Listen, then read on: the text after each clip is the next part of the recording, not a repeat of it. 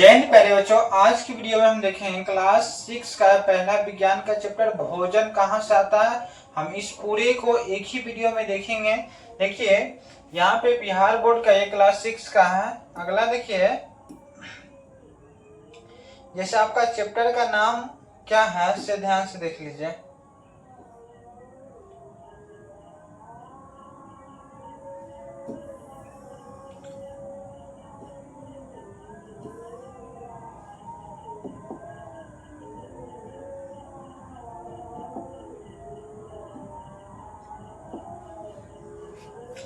देखिए चैप्टर का क्या नाम है, भोजन यह कहाँ से आता है। भोजन यह कहाँ से आता है, सबसे पहले हम पढ़ेंगे। जैसे देखिए भोजन का कार्य क्या होता है, हम लोग भोजन क्यों करते हैं।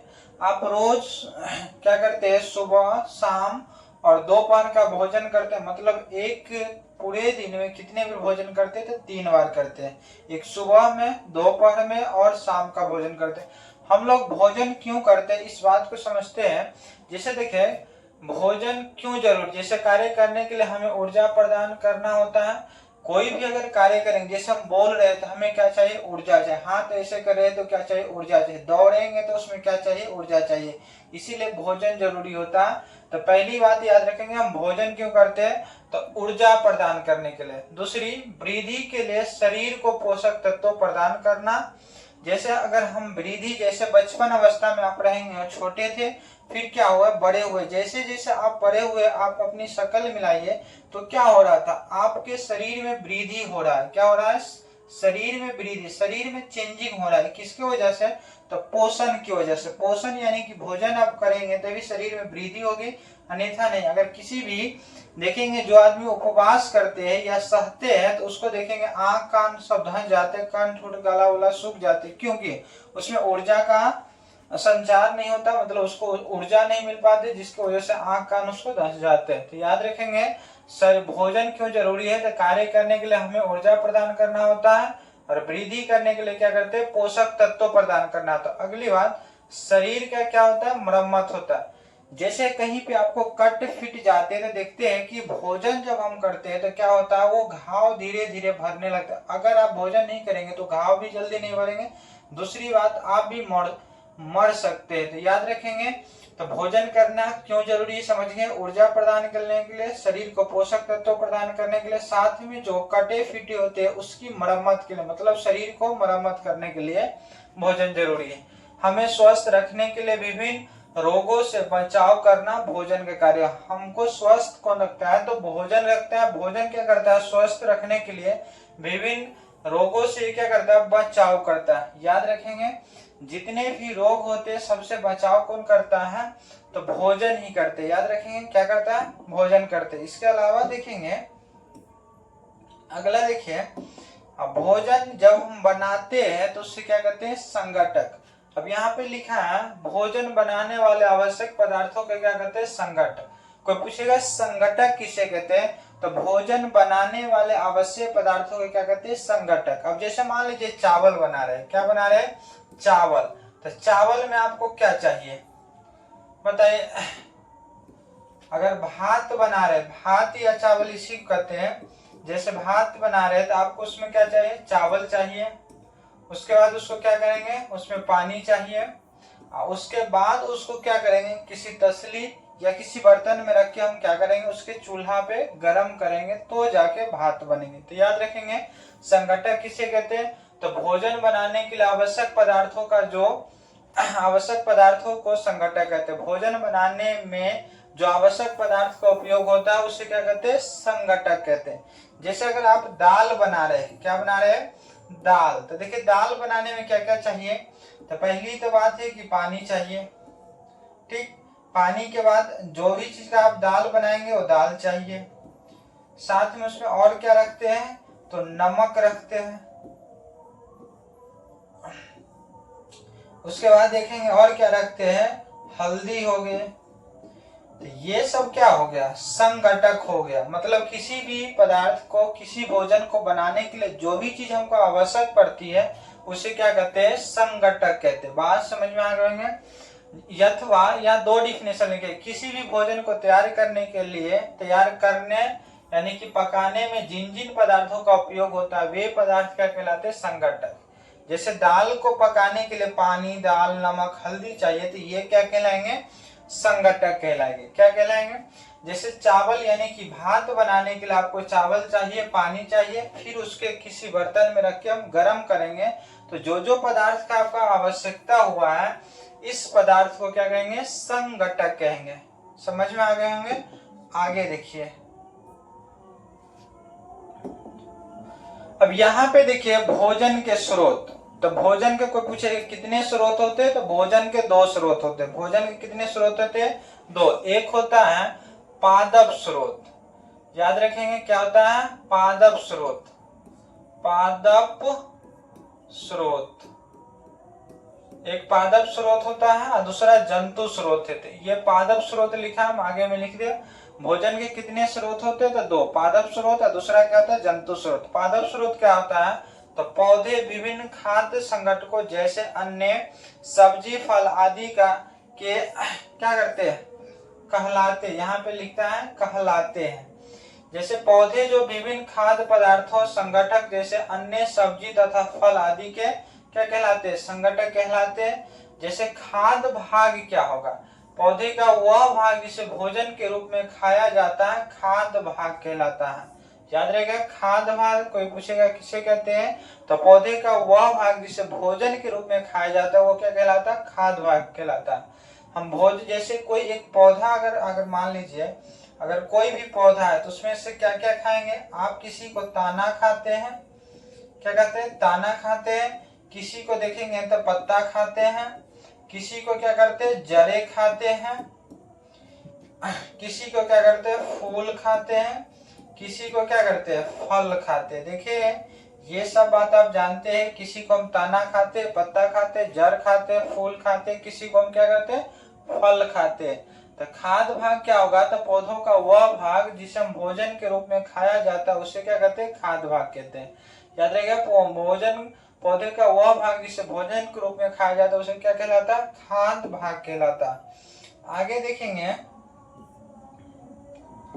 जैसे यहाँ पे देखिए भोजन के रूप में पौधे का खाद्य भाग, मतलब भोजन के रूप में हम अभी बताए क्या क्या खाते, फल खाते, फूल खाते, तना खाते, जड़े खाते हैं, पत्ती खाते। यहाँ लिखा भी है जैसे खाद्य भाग, जैसे किसी किसी को हम जड़ खाएंगे। जैसे जड़ क्या क्या चीज को खाएंगे, तो याद रखेंगे गाजर हो गया, मूली हो गया, ये जड़ होते हैं, क्या होते हैं, जड़। उसके बाद देखिए तना, तना क्या चीज को खाते हैं, तो गन्ना हो गया, आलू हो गया, उसको हम लोग क्या खाते हैं, तना खाते हैं। आगे जैसे देखिए पत्ती, पत्ती में क्या क्या खाते हैं, जैसे पालक का साग हो गया, गोभी हो गया, जिसको एक होता है फूल गोभी, एक पत्ता गोभी। जैसे पुष्प, तो पुष्प में क्या क्या खाते हैं, तो याद रखेंगे एक कद्दू हो गया और फूल गोभी हो गया, तो इसको हम लोग फूल खाते हैं। उसके बाद फल जो हो गया, फल में क्या खाते हैं, तो आम खाते हैं और सेब खाते हैं। आम, सेब, केला हो गया, उसका भी फल खाते हैं। लताम हो गया, बैर हो गया, तो ये सब होते हैं। जैसे सब्जी में क्या क्या खाते हैं, तो बैगन हो गया, खीरा हो गया, टमाटर हो गए, तो ये सब फल हो गया, हाँ सब्जी हो गए। बीज में क्या खाते हैं, गेहूं हो गया, चावल हो गया, दाल हो गया, तो ये हम बीज है। मतलब जो जो चीज आप खाते हैं यहाँ पे एक दो एग्जाम्पल दिए हैं, बाकी आप समझ लेंगे। ठीक, इसके आगे देखिए, अगली देखिए जंतु स्रोत। जंतु हमें दूध, मांस, अंडे, अन्य वनस्पति उत्पाद प्राप्त होते हैं। दूध देखिए जंतु स्रोत से क्या प्राप्त होते हैं, जंतुओं से हमें दूध मिलते हैं, मांस मिलते हैं, अंडे मिलते हैं और अन्य वनस्पति उत्पाद प्राप्त होते हैं। अगले बात देखिए, जैसे दूध, दूध हमें गाय, भैंस, बकरी आदि से प्राप्त होता है। कोई पूछेंगे दूध किससे प्राप्त होता है, तो जैसे दूध देखिए किससे प्राप्त होगा, गाय हो गया, भैंस हो गया, बकरी हो गया आदि से प्राप्त होते हैं। दूध से मक्खन, पनीर, घी, दही तथा आइसक्रीम बनाए जाते हैं। दूध से क्या कहिए, मक्खन, पनीर, घी, दही, आइसक्रीम बनाए जाते हैं। कोई पूछेगा दूध किससे प्राप्त होते हैं, तो याद रखेंगे गाय हो गया, भैंस हो गया, बकरी हो गया, इससे क्या मिलते हैं, तो दूध मिलते हैं। दूध से क्या चीज बना सकते हैं, तो याद रखेंगे मक्खन हो गया, पनीर हो गया, घी हो गया, दही हो गया, आइसक्रीम हो गया, तो हम ये सब बना सकते हैं दूध से। इसके आगे देखिए, जैसे अंडे, अंडे देखिए किससे प्राप्त होते हैं, तो अंडे मुख्य रूप से क्या होता है, मुर्गी से प्राप्त होता है। अंडे जो होता है मुख्य रूप से किससे प्राप्त होता है, मुर्गी से। जैसे मांस हो गया, हमें मांस मुर्गी, बत्तख, बकरी, मछली से प्राप्त होता है। कोई पूछेगा मांस किससे प्राप्त होता है, तो याद रखेंगे मुर्गी हो गया, बत्तख हो गया, बकरी हो गया, मछली से हम क्या करते हैं, मांस प्राप्त करते हैं।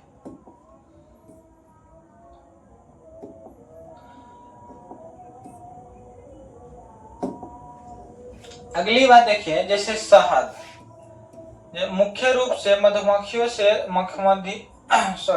मुख्य रूप से मधुमक्खियों के द्वारा प्राप्त होता है। कोई पूछेगा शहद किसके द्वारा प्राप्त होता है, तो दो मक्खियों के द्वारा शहद प्राप्त होते हैं। मधुमक्खी पालन को क्या कहते हैं, एपी कल्चर कहते हैं। कोई पूछेगा मधुमक्खी जो पाला जाता है उसे क्या कहते हैं, तो एपी कल्चर कहते हैं। क्या कहते हैं, एपी कल्चर कहते हैं। याद रखेंगे, मधुमक्खी पालन को क्या कहते हैं, एपी कल्चर कहते हैं। मुख्य रूप से मधुमक्खियों से के द्वारा क्या किया जाता है, प्राप्त किया जाता है। शहद किसके द्वारा प्राप्त किया जाएगा, तो मधुमक्खियों के द्वारा।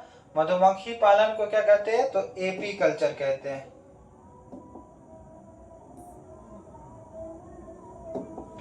अगला देखिए, भोजन के रूप में पौधों का भाग। अभी बताए थे कि 5 भाग होते हैं भोजन के रूप में पौधों का भाग। क्या क्या खाए जाते हैं, किसी किसी को आप पत्तियां खाते हैं, जैसे पालक का साग हो गया, बता दिए, पत्ता गोभी हो गया। किसी किसी को आप जड़े खाते, जैसे मूली हो गए, गाजर हो गए, तो हम चुकंदर हो गए, ये सब को क्या कहते हैं, जड़े खाते। जैसे तना हो गया, तना क्या चीज के खाते हैं, तो बता दिए अभी जस्ट। आलू हो गए, आलू को हम लोग क्या खाते हैं, ताना खाते हैं। उसके बाद ईख हो गए, तो इसको क्या खाते हैं, ताना खाते हैं। अगला फल, आम हो गया, सेब हो गया, लताम हो गया, बैर हो गया, ये सब हम क्या खाते हैं, फल। किसी किसी का हम लोग फूल खाते हैं, जैसे केला का फूल खाते हैं, उस केला का फूल हो गया। ऐसे बहुत सारे हैं जिसका हम लोग फूल खाते हैं। अगला देखिए, अंकुरन। अंकुरन क्या होता है, बीज से शिशु पौधे का उगना अंकुरन कहलाता है। बीज से शिशु पौधे का उगना क्या कहता है, अंकुरन। जैसे मान लीजिए कोई सा भी बीज है, उसमें से क्या करेंगे, पौधा निकलेंगे। ठीक, उसमें से क्या निकलेंगे, पौधा। और वो पौधा क्या हो जाएंगे, बड़े होंगे।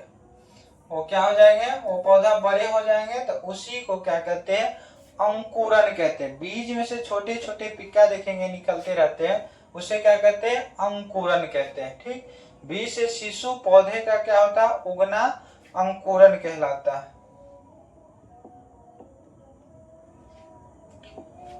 अगली बात देखिए, अंकुरित। वो अंकुरन था और ये अंकुरित था। अंकुरित बीजों से एक सफेद रंग के धागे जैसी संरचना निकलती है, जिसे अंकुरित कहते हैं। अंकुर जो होता है, बीजों से क्या होता है, सफेद रंग के एक धागे जैसी क्या निकलती है, संरचना। जैसे आप देखेंगे किसी भी चीज का जो बीज होता है, इसमें से क्या निकलेगा, एक पतला सा उजला कलर का जो होता है सुबियार निकलता रहता है, उसी को क्या कहते हैं, अंकुरित कहते हैं। जैसे चना को अंकुरित करना है, तो रात भर क्या करेंगे, पानी में भिगा के रख दीजिए, सुबह पानी को हटा दीजिए और ऊपर से कपड़ा ढक दीजिएगा, तो पूरा क्या हो जाएगा, अंकुरित हो जाएंगे।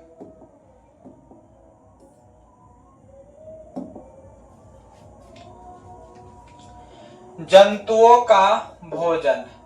देखिए, जंतुओं का भोजन जो होगा वो 3 प्रकार से होगा। हम पोषण के आधार पे जंतुओं को 3 वर्गों में विभाजित करते हैं। पोषण के आधार पे जंतुओं को कितने वर्गों में विभाजित करते हैं, तो 3 वर्गों में। पहला शाकाहारी जंतु हो गया, मांसाहारी जंतु हो गया, तीसरा क्या हो गया, सर्वाहारी जंतु। शाकाहारी जंतु, मांसाहारी जंतु, सर्वाहारी जंतु। शाकाहारी जंतु, मांसाहारी जंतु, सर्वाहारी जंतु। कोई पूछेगा पोषण के आधार पे जंतुओं को कितने वर्गों में बांटते हैं, तो 3 वर्गों में। कौन कौन, शाकाहारी जंतु, मांसाहारी जंतु और सर्वाहारी जंतु। अगला देखिए, शाकाहारी जंतु क्या आता है, तो वे जंतु जो सिर्फ पौधे एवं पौधे के उत्पाद खाते हैं। वे जंतु जो पौधे एवं पौधे के क्या कहते हैं उत्पाद खाते हैं, यहाँ लिखिएगा खाते हैं, उसे क्या कहते हैं शाकाहारी जंतु। जैसे गाय हो गया, बकरी, ये सब क्या करते हैं या तो पौधे खाते हैं या पौधे के उत्पाद खाते हैं। जैसे पौधे हो गया, पेड़ का पत्ता खाएंगे या पेड़ से या पौधे से उत्पाद जैसे घास हो गया, ये सब क्या होते हैं तो याद रखेंगे ये पौधे होते हैं। ठीक, पौधे छोटे छोटे पेड़ होते हैं, जैसे आम का पौधा हो गया, तो ये सब पौधा होता है। अगर उसका पत्ता भी उनको देंगे तो खाएंगे, या घास भूसा देंगे तो ये खाते, इसीलिए इसको क्या कहते हैं शाकाहारी। उसके अगला देखिए मांसाहारी जंतु किसे कहते हैं, तो ऐसे जंतु जो सिर्फ दूसरे जानवरों को क्या खाते हैं मांस खाते हैं। याद रखेंगे, ऐसे जंतु जो सिर्फ दूसरे जानवरों को क्या खाते हैं मांस खाते हैं। ऐसे जंतु जो सिर्फ दूसरे जानवरों को क्या खाते हैं मांस खाते हैं। ऐसे जंतु जो सिर्फ दूसरे जानवरों को क्या खाते हैं मांस खाते हैं। ऐसे जंतु जो दूसरे जानवरों को क्या खाते हैं मांस खाते हैं, उसे क्या कहते हैं मांसाहारी जंतु। याद रखेंगे, वे जंतु जो सिर्फ पौधे एवं पौधे का उत्पाद खाते हैं वो शाकाहारी होते हैं। ऐसे जंतु जो सिर्फ क्या करेंगे दूसरे जानवरों को क्या खाते हैं मांस खाते हैं, उसे क्या कहते हैं मांसाहारी जंतु। जैसे में हो गया शेर हो गया, बाघ हो गया, चीता हो गया, लोमड़ी हो गई, यह क्या करता है दूसरे जंतु को मार के खाते हैं, मतलब दूसरे जानवर को ये सब मार के खाते हैं, इसीलिए इसको क्या कहते हैं मांसाहारी जंतु कहते हैं। अगला देखिए, अगला देखिए सर्वाहारी जंतु। अब सर्वाहारी जंतु क्या होता है, तो ऐसे जंतु जो पादपों के साथ साथ अन्य जानवरों का भी मांस खाते हैं। जैसे हम लोग जिसमें आते हैं जो मनुष्य, वो क्या होते हैं सर्वाहारी जंतु होते हैं। क्या कहते हैं ये जंतुओं के पादपों के साथ साथ यानी पेड़ पौधों को खाने के साथ साथ क्या करते हैं जानवरों का दूसरे जानवरों का मांस खाते, जैसे मछली हो गया, बकरी हो गया, मुर्गा मुर्गी हो गया, इस सब को खाते हैं। तो याद रखेंगे ये कौन सा जंतु होते हैं सर्वाहारी जंतु होते हैं। जैसे मनुष्य हो गया, कौवा हो गया, चूहा हो गया, ये कौवा रोटी भी खाते मांस भी खाते, चूहा रोटी भी खाते हैं, दूध भी पी जाएंगे, मांस भी हो गया, तो ये सब क्या कहलाएंगे सर्वाहारी। जो मांस और पादप दोनों को खाएंगे उसको सर्वाहारी, जो केवल मांस खाएंगे उसे मांसाहारी, जो केवल पेड़ पौधों को खाएंगे तो याद रखेंगे उसे कहते हैं सर्वाहारी शाकाहारी जंतु।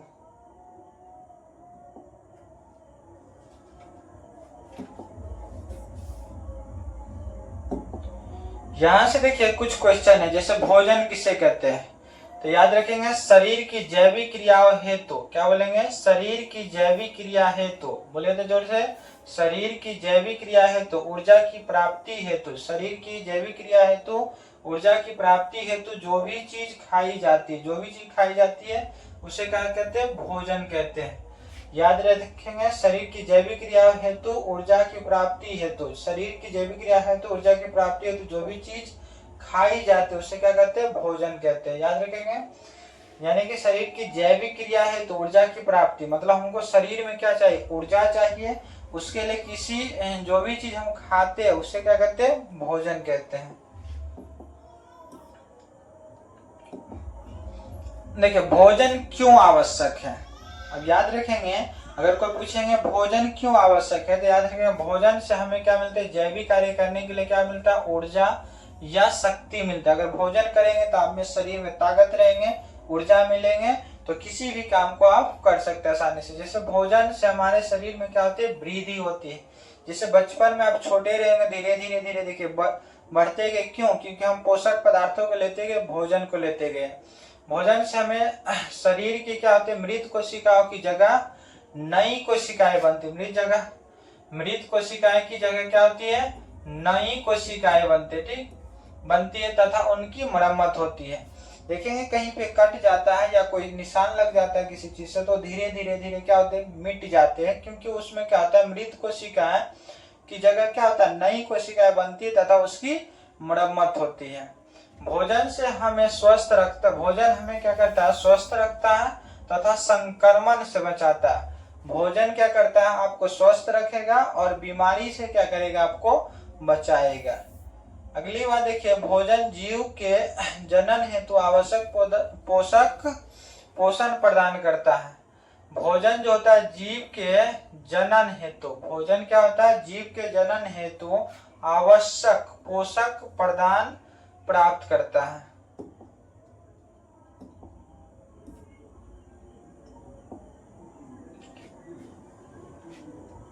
अगला देखिए, मत्स्य पालन किसे कहते हैं, कोई पूछेगा मत्स्य पालन किसे कहते हैं। भोजन के लिए मछली का पालन मत्स्य पालन कहते हैं। भोजन हम लोग करते हैं, मछली खाते हैं, तो उसके लिए क्या करते हैं, मछलियों का क्या किया जाता है, पालन किया जाता है, उसी को क्या कहते हैं, मत्स्य पालन। जो लोग मछली पालते हैं उसको क्या कहते हैं, मत्स्य पालन। तो याद रखेंगे, भोजन के लिए मछलियों का पालन क्या कहलाता है, मत्स्य पालन। भोजन के लिए मछलियों का पालन क्या कहलाता है, मत्स्य पालन। भोजन के लिए मछलियों का पालन क्या कहलाता है, मत्स्य पालन। मछली पालन को पीसी कल्चर या मत्स्य पालन कहते हैं। मछली पालन को क्या कहते हैं, पीसी कल्चर या मत्स्य पालन कहते हैं। भोजन पालन को क्या कहते हैं, पीसी कल्चर या मत्स्य पालन कहते हैं। भोजन पालन को क्या कहते हैं, पीसी कल्चर या मत्स्य पालन कहते हैं।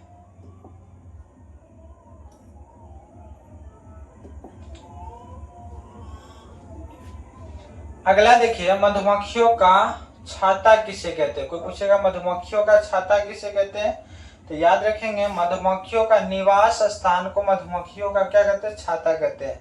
देखिए ये बड़े बड़े पेड़ पे ये सब क्या करते हैं, मधुमक्खी अपना छाता बना लेते हैं, मतलब घर बना लेते हैं रहने के लिए, उसी को क्या कहते हैं, मधुमक्खियों का छाता कहते हैं। याद रखेंगे, मधुमक्खियों को क्या कहते हैं, छाता कहते हैं। मधुमक्खी अपना आवास स्वयं बनाती है, इनका आवास मधुमक्खियों का छाता कहलाता है।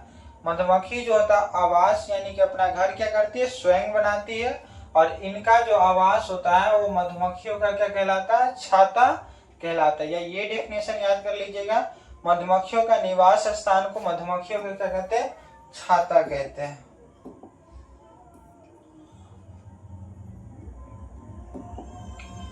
जैसे देखिए, मधुमक्खी पालन किसे कहते हैं।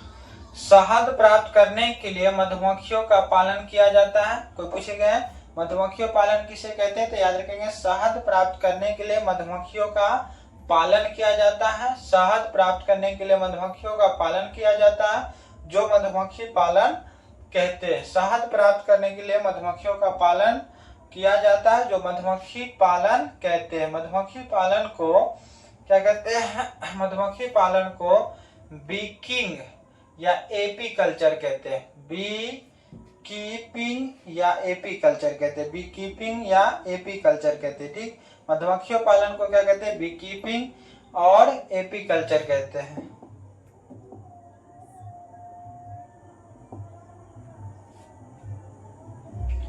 अगला देखिए, शहद किसे कहते हैं। शहद, मधुमक्खियों द्वारा भंडारित भोजन को क्या कहते हैं, शहद कहते हैं। मधुमक्खी जो क्या होता है, फूलों को रस चूसते हैं, फिर उस रस को स्टोर करते हैं अपने शरीर में, फिर उसको कहाँ लाते हैं, जहाँ यहाँ पे छाता बनाए रहते हैं उसमें भंडारित करते हैं, ये स्टोर करते हैं, उसमें जमा करके रखते हैं, वही क्या कहलाएगा, शहद कहलाता है। मधुमक्खियों द्वारा भंडारित भोजन को क्या कहते हैं, शहद कहते हैं। अगला क्वेश्चन देखिए, मकरंद किसे कहते हैं। मधुमक्खियों द्वारा फूलों से इकट्ठा की गई मीठे रस को मकरंद कहते हैं। मधुमक्खियों द्वारा फूलों से इकट्ठा की गई मीठे रस को क्या कहते हैं, मकरंद कहते हैं। याद रखेंगे, मधुमक्खियों द्वारा फूलों से इकट्ठा की गई मीठे रस को क्या कहते हैं, मकरंद कहते हैं। याद रखेंगे, मधुमक्खियों द्वारा फूलों से इकट्ठा की गई मीठे जो रस होता है, फूल से क्या करते हैं मधुमक्खियां, मीठे रस को क्या करती है, इकट्ठा करती है, उसी को क्या कहते हैं, मकरंद कहते हैं। अगला देखिए, मधुमक्खी पालन। शहद हेतु मधुमक्खियों का पालन मधुमक्खी पालन कहलाता है। ये तो अभी जस्ट पढ़ा दिए थे। मधुमक्खियां फूलों से क्या एकत्रित करती है, तो याद रखेंगे मधुमक्खियां फूलों से मीठे रस यानी कि मकरंद एकत्रित करती है। मधुमक्खियां फूलों से क्या एकत्रित करती है, तो मधुमक्खियां फूलों से मीठे रस मकरंद एकत्रित करती है। अगला क्वेश्चन देखिए, मधुमक्खियां मकरंद कहाँ जमा करती है, तो मधुमक्खियां मकरंद अपनी छत्ता में जमा करते हैं। मधुमक्खियां मकरंद अपनी क्या कहाँ जमा करता है, तो छत्ता में जमा करता है। अगला देखिए, मधुमक्खियों द्वारा भंडारित भोजन। देखा, मधुमक्खियों द्वारा भंडारित भोजन का उपयोग हम किस रूप में करते हैं? तो याद रखिएगा, मधुमक्खियों द्वारा भंडारित भोजन का उपयोग हम शहद के रूप में करते हैं। मधुमक्खियों द्वारा भंडारित भोजन का उपयोग किस में करते हैं? तो शहद के रूप में करते हैं। मधुमक्खियों द्वारा भंडारित भोजन का उपयोग हम शहद के रूप में करते हैं।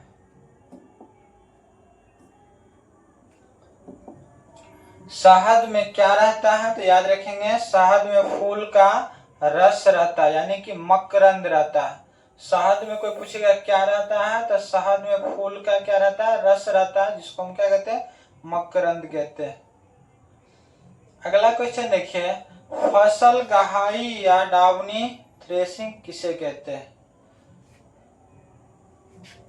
जैसे देखिए, एकत्रित फसल से अनाज के दानों को अलग किए जाने वाले विधि फसल गहाई या दौनी या थ्रेसिंग कहलाती है। जो एकत्रित फसल से क्या किया जाता है? अनाज को दानों से क्या किया जाता है? दानों से अलग किए जाने वाले विधि। अनाज को दाने से क्या किया जाता है? अलग, यानी कि भूसा को अलग कर देंगे, दाने को क्या करेंगे? अलग करेंगे। उसी को दौनी, गहाई या थ्रेसिंग कहलाती है। अगला क्वेश्चन देखिए, ओसाई किसे कहते हैं? छिलकों को दाने से अलग करने की आवश्यकता होती है। जैसे देखिए, आटा अगर आप चालते हैं तो आटा जब चालते हैं तो उसमें क्या करते हैं? चोकर को अलग कर देते हैं। आटा आपका क्या होता है? अलग हो जाता है। तो चोकर और आटा जब अलग करते हैं, इसको चालनी से करते हैं, तो इसको क्या कहते हैं? चालते हैं। उसी तरह ओसाई किया जाता है। देखेंगे डगरा से, अब तो थ्रेसर से किया जाता है। बहुत सारा अनाज है तो पंखा से भी किया जाता है। तो छिलकों को याद रखेंगे, छिलकों को दाने से अलग करने की आवश्यकता होती है। इस कार्य के करने का उपयोग में आने वाली विधि को ओसाई कहा जाता है।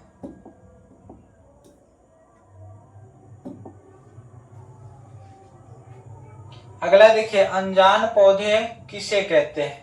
वैसे पौधे जिनके गुण दोष के विषय में जानकारी न होता है। अब जैसे देखिए, घास, जैसे अगर कोई खेती की है, उसमें ऐसे पौधे उग जाते हैं जिनके बारे में आपको कोई भी जानकारी नहीं है, तो उसी को क्या कहते हैं? अनजान पौधे कहते हैं। वैसे पौधे जिनके गुण दोषों के विषय में जानकारी नहीं होता, उसे क्या कहते हैं? अनजान पौधे होते हैं। अगला देखिए, हरित लवक किसे कहते हैं? पौधों की पत्तियों में हरे रंग का एक पदार्थ पाया जाता है, जिसे हरित लवक कहते हैं। याद रखेंगे, पौधों के पत्तियों में हरे रंग का क्या होता है? एक पदार्थ पाया जाता है। पौधों की पत्तियों में हरे रंग का क्या होता है? एक पदार्थ पाया जाता है, जिसे हरित लवक कहते हैं। याद रखेंगे, पौधों की पत्तियों में हरे रंग का क्या होता है? एक पदार्थ पाया जाता है, जिसे हरित लवक कहते हैं।